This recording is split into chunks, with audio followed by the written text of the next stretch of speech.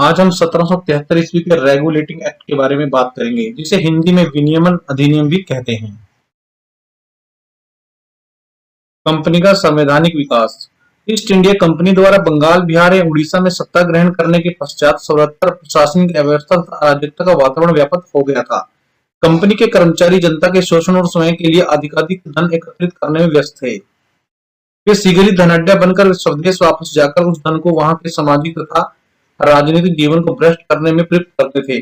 दुराचरण के कारण इंग्लैंड में उन्हें हे दृष्टि से देखा जाता था। उन्हें नवाब की संज्ञा दी जाती थी।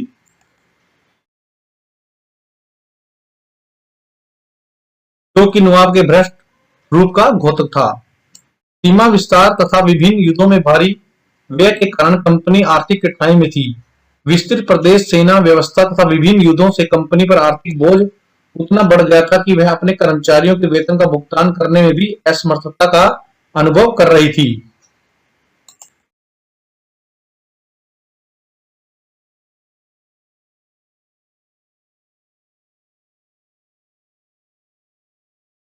सन 1772 ईस्वी में आर्थिक अस्थिरता इतनी बढ़ गई कि वह दिवालिया होने की स्थिति में आ गई। 26 जनवरी सन 1772 ईस्वी को ब्रिटिश संसद ने कंपनी के विविध कार्यों की जांच के लिए एक प्रवर समिति तथा गुप्त समिति नियुक्त की। सन 1773 ईस्वी में कंपनी ने संसद से आर्थिक सहायता के लिए प्रस्ताव किया। गुप्त समिति ने अपना अंतिम प्रतिवेदन 3 मई 1773 ईस्वी को प्रस्तुत किया। प्रतिवेदन के फलस्वरूप लॉर्ड नॉर्थ ने 18 मई को संसद में अपना प्रसिद्ध विधेयक प्रस्तुत किया। बाद में रेगुलेटिंग एक्ट कहलाया। ब्रिटिश संसद द्वारा पारित यह रेगुलेटिंग एक्ट कंपनी के भारतीय प्रशासन पर संसदीय नियंत्रण की दिशा में प्रथम महत्वपूर्ण कदम था।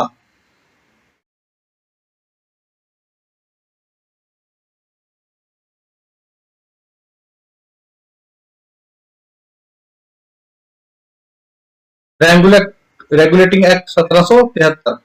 रेगुलेटिंग एक्ट पारित करने का मुख्य उद्देश्य कंपनी के कार्यों को भारत तथा इंग्लैंड दोनों स्थानों पर नियंत्रित करना तथा व्यापार दोषों को दूर करना था।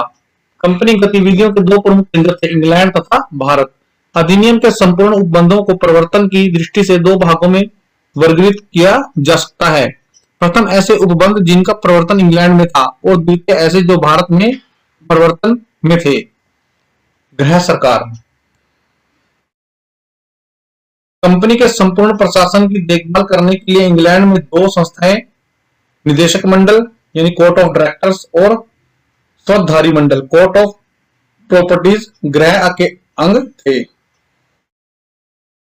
पूर्ववर्ती संस्था इंग्लैंड में कंपनी की कार्यपालिका थी। इसमें 24 निदेशक होते थे। इनका चुनाव प्रतिवर्ष कोर्ट ऑफ प्रॉपर्टीज द्वारा किया जाता था।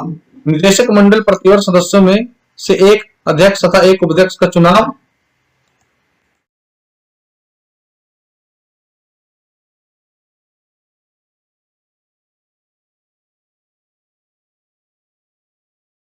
करता था। अध्यक्ष कंपनी का मुख्य कार्यकारी अधिकारी होता था। रेगुलेटिंग एक्ट के तहत निदेशकों की पदवी 1 वर्ष से बढ़ाकर 4 वर्ष तक कर दी गई। साथ ही यह उपबंधित किया गया कि कुल संख्या का चतुर्थांश अपनी अवधि समाप्त करके प्रतिवर्ष अवकाश ग्रहण करेंगे, अर्थात अब केवल 6 निदेशकों का चुनाव प्रतिवर्ष होना था। कोर्ट ऑफ प्रॉपर्टीज में वोट देने का अधिकार उन लोगों को दिया गया जो चुनाव में कम से कम 1 वर्ष पूर्व 1001 पाउंड के शेयर के स्वामी रहे हों। इससे पूर्व यह राशि 500 पाउंड की थी। इस अधिनियम में यह भी उपबंध किया गया कि नागरिक एवं सैनिक विषयों पर सर्वप्रसिद्ध गवर्नर जनरल के जो पत्र या सुझाव निदेशक मंडल के पास आए हों, उन्हें राज्य मंत्री के समक्ष प्रस्तुत किया जाए। राजस्व से संबंध जो पत्रादि हों, उनकी प्रतियां अर्थ विभाग को भेजी जाए। इस प्रकार रेगुलेटिंग एक्ट द्वारा निदेशक मंडल पर संसद के प्रत्यक्ष नियंत्रण की व्यवस्था की गई।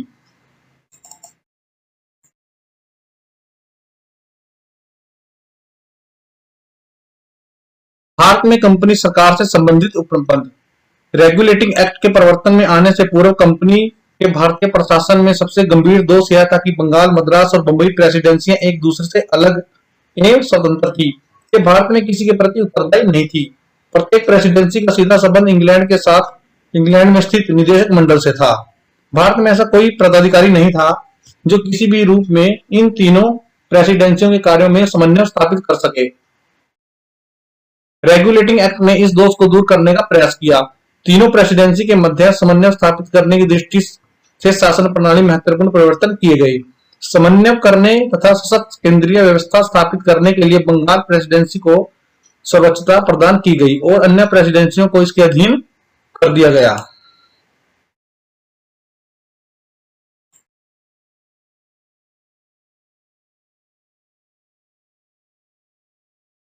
बंगाल के गवर्नरों को अब अंग्रेजी क्षेत्रों का गवर्नर जनरल कहा गया और उसके परामर्श के लिए 4 सदस्यों की एक कार्यकारिणी समिति बनाई गई, जिसके निर्णय बहुमत के अनुसार होंगे।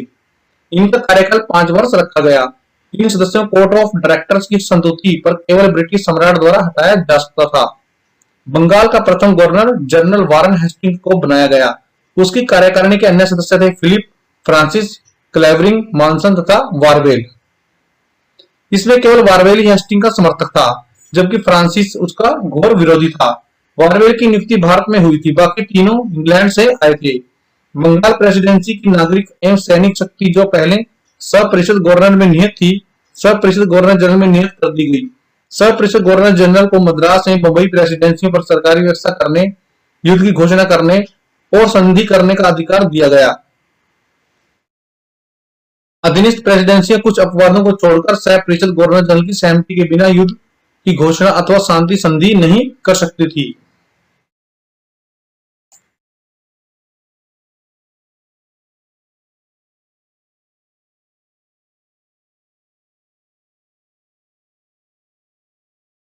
रेगुलेटिंग एक्ट के तहत 1774 ईस्वी में कलकत्ता में एक सुप्रीम कोर्ट की स्थापना की गई।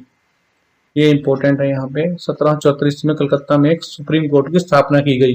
इसके तहत रेगुलेटिंग एक्ट 1773 के अनुसार इसमें एक मुख्य एवं 3 अन्य न्यायाधीशों की नियुक्ति की गई। एक मुख्य और 3 अन्य न्यायाधीशों की नियुक्ति की गई।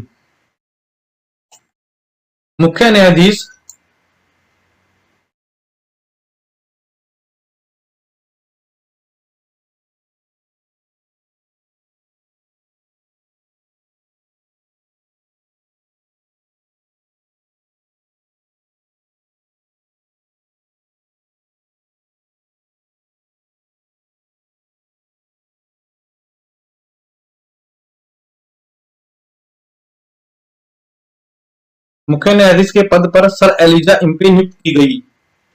कौन नियुक्त की गई? Elijah Impey. अन्य न्यायाधीश चैम्बर्स, लिमेस्टर एवं हाइड थे। न्यायाधीशों की नियुक्ति ब्रिटिश सम्राट द्वारा होती थी। यह एक अभिलेख न्यायालय था। इस न्यायालय को सिविल, आपराधिक, नौसेना एवं धार्मिक मामलों में निर्णय करने का अधिकार था। न्यायालय को न्याय के अतिरिक्त राजपत्र प्रदत्त अधिकारों को प्रभावी रूप देने के लिए विधि एवं अन्य नियमावली बनाने का भी अधिकार था।